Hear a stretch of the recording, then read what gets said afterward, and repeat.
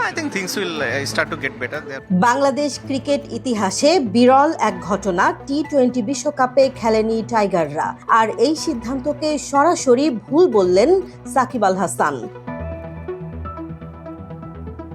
মুম্বাইয়ে এক অনুষ্ঠানে সাকিব বলেন, নিরাপত্তা শঙ্কার কারণে সরকার দলকে ভারতে যেতে না দেয়ায় দেশের ক্রিকেটের বিরাট ক্ষতি হয়েছে। তার ভাষায়, বাংলাদেশ একটি ক্রিকেট প্রেমী দেশ, বিশ্বকাপে দল না থাকা ছিল হতাশাজনক।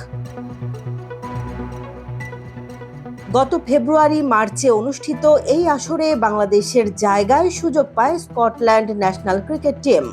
1999 সালের পর এই প্রথম কোনো বিশ্বকাপে দেখা যায়নি বাংলাদেশকে, যা ভক্তদের জন্য বড় ধাক্কা। রাজনৈতিক টানাপোড়েনের মধ্যেই তৈরি হয় এই পরিস্থিতি।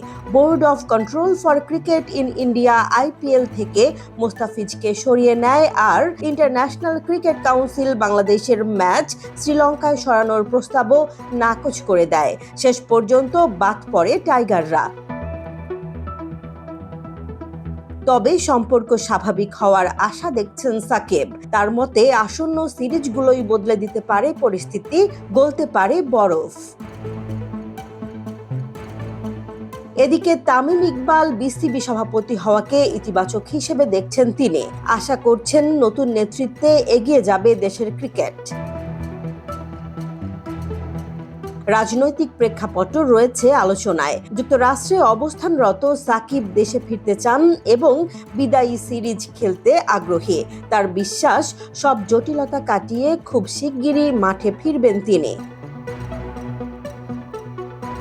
এখন প্রশ্ন হলো, বাংলাদেশ কি আবার দ্রুতই বিশ্ব ক্রিকেটের মঞ্চে নিজের জায়গা ফিরে পাবে?